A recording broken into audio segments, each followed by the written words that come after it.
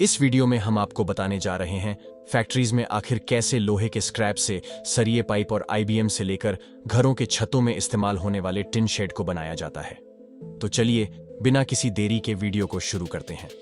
लोहे या स्टील की कुछ भी चीज बनाने के लिए सबसे पहले फैक्ट्री में लोहे के स्क्रैप को लाया जाता है। लोहे के स्क्रैप में पुराने लोहे के सामान और लोहे के कई तरह के टुकड़े शामिल होते हैं। लोहे के स्क्रैप को वर्कर्स द्वारा एक ट्रॉली में लोड किया जाता है।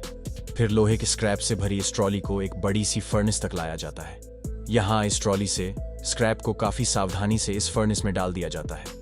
ये मेल्टिंग फर्नेस लोहे के स्क्रैप को पिघलाने का काम करती है। इसमें फर्नेस के अंदर इस स्क्रैप को मैट होने तक गर्म किया जाता है। कुछ देर यूं ही फर्नेस में रहने के बाद जब ये स्क्रैप पूरी तरह से लिक्विड में बदल जाता है तो फिर इस पूरे कंटेनर को एक क्रेन की मदद से बाहर निकाल लिया जाता है। फिर इस मेल्टेड लिक्विड को एक छोटे कंटेनर में ले जाया जाता है। यहां से इस लिक्विड को इन मोड्स में डाला जाता है। इस तरह से थोड़ा थोड़ा करके इस लिक्विड को इन सभी मोड्स में डाल दिया जाता है। थोड़ी देर ठंडा होने के बाद इन मोड्स से रेड हॉट को बाहर निकाल लिया जाता है। फिर इन बीम्स को ठंडा होने पर एक जगह कलेक्ट कर लिया जाता है। इन बिल्स की मदद से ही लोहे के सारे प्रोडक्ट बनाए जाते हैं। अब लोहे के इन बीम्स से सरिया बनाने के लिए इन्हें एक कन्वेयर बेल्ट पर रखा जाता है। यहाँ से ये कन्वेयर बेल्ट इन्हें फर्नेस में ले जाता है, जहां इन बीम्स को रेड हॉट होने तक गर्म किया जाता है।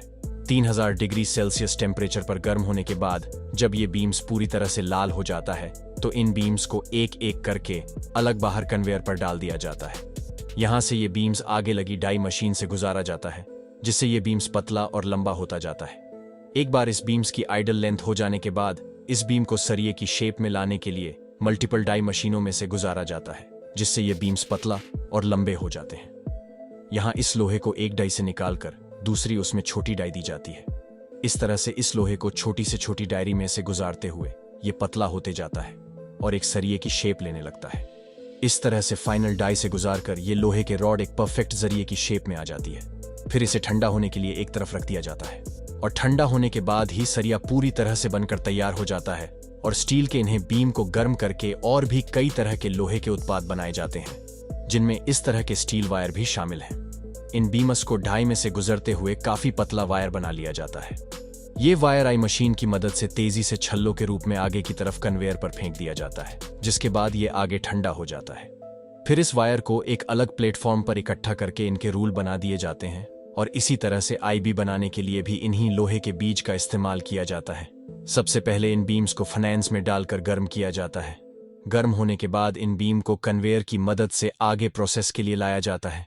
यहाँ इनको सीधे ही एक डाई रोलर में से गुजार दिया जाता है, जो कि इसे दोनों तरफ से बीच में से दबा देती है। फिर और अच्छे से शेप देने के लिए एक बार फिर से इसे डाई रोलर में से गुजारा जाता है, जिसके बाद ये बीम एक आई बीम की शेप लेने लगता है। फिर इस बीम को फाइनली एक बार और डाई मशीन में से गुजारा जाता है, जहां ये परफेक्ट आई बीम की शेप में आ जाता है। फिर इस आई बीम को आगे ठंडा होने के लिए निकाल दिया जाता है। इस तरह से इन आई बीम को बनाया जाता है। इन आई बीम का इस्तेमाल ब्रिज और बिल्डिंग कंस्ट्रक्शन के साथ बड़े बड़े ट्रेलर बनाने में किया जाता है, क्योंकि इस तरह की आई बीम काफी ज्यादा लोड बेयर कर सकते हैं। अब हम जानेंगे कि आखिर स्टील शीट को कैसे बनाया जाता है। जिन स्टील शीट की मदद से घरों पर लगने वाले टिन शेड से लेकर किचन के बर्तन तक बनाए जाते हैं। स्टील शीट बनाने के लिए सबसे पहले लोहे के स्क्रैप को फर्नेस में डालकर उसे मेल्टेड किया जाता है। फिर इस मेल्टेड स्टील की मदद से इस तरह की स्टील की बड़ी बड़ी प्लेट्स को बनाया जाता है। फिर इन प्लेट्स को वापस से फर्नेस में डालकर गर्म होने के लिए छोड़ दिया जाता है। 3000 डिग्री सेल्सियस टेम्परेचर पर गर्म होने के बाद स्टील की प्लेट को कन्वेयर बेल्ट पर ले जाया जाता है। ये कन्वेयर बेल्ट इन प्लेट्स को डी रोलर तक पहुंचा देता है। यहाँ इस मेटल प्लेट को दो रोलर के बीच से प्रेस करते हुए गुजारा जाता है, जिससे यह प्लेट लंबी और पतली होती जाती है।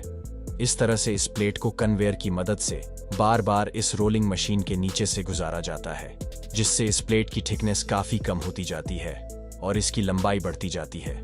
जब इसकी लंबाई काफी ज्यादा बढ़ जाती है तो फिर इस स्टील को कॉयल में लपेटकर रोल करते हुए इस प्रेसिंग रोलर में से तब तक गुजारा जाता है जब तक यह शीट अपनी आइडल थिकनेस तक नहीं पहुंच जाती। जब यह शीट पूरी तरह से अपने आइडल थिकनेस तक पहुंच जाती है तो फिर इसे शीट को आगे की तरफ एक कोयल बना दिया जाता है और फिर इसे ठंडा होने के लिए छोड़ दिया जाता है। ठंडा होने के बाद स्टील कॉयल को एक मशीन में सेट करके इस शीट की पॉलिशिंग की जाती है, जिसके बाद ये स्टील की चमकदार शीट पूरी तरह से बनकर तैयार हो जाती है। अब सबसे पहले देखते हैं कि स्टील शीट से टिन शेड कैसे बनाए जाते हैं। टिन शेड बनाने के लिए सबसे पहले स्टील शीट के रोल को इस मशीन के ऊपर फिक्स कर दिया जाता है।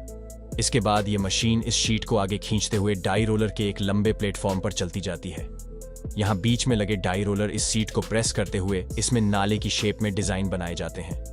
जैसे जैसे ये शीट आगे बढ़ती जाती है, इसमें लगे रोलर्स की संख्या भी बढ़ती जाती है। ये रोलर इसे शीट को प्रेस करते हुए आगे निकल जाती है, जिससे ये शीट टिन शेड की शेप में आ जाती है।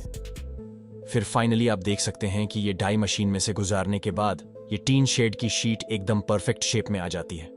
फिर यहाँ से इसे शीट को फिक्स लेंथ के टुकड़ों में काट लिया जाता है। अब हम जानेंगे कि इन स्टील शीट की मदद से गोल और स्क्वायर पाइप्स को किस तरह से बनाया जाता है।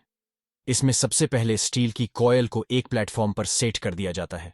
फिर इसे स्टील की शीट के एक मुंह को लेकर एक कटिंग मशीन में फिक्स किया जाता है, जिसके बाद यह मशीन इस शीट को खींचते हुए पतली पतली पट्टियों में काट दी जाती है। फिर इन पट्टियों की अलग से कॉयल बना ली जाती है। फिर इसमें से एक कॉयल को लेकर इससे भी एक प्लेटफॉर्म पर सेट कर दिया जाता है।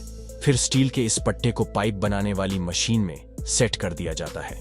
ये एक काफी लंबा मशीन प्लेटफॉर्म होता है, जहां स्टील के इस शीट को आगे खींचते हुए डाई रोलर्स के नीचे से गुजारा जाता है। यहाँ ये डाई रोलर्स स्टील के पट्टे को प्रेस करते हुए गोल शेप देते जाते हैं। जैसे जैसे ये पट्टी गोल पाइप की शेप में आती जाती है, तो आगे लगी एक ऑटोमेटिक वेल्डिंग मशीन इसके दोनों सिरों को वेल्ड करते हुए इसे गोल पाइप में बदल दी जाती है।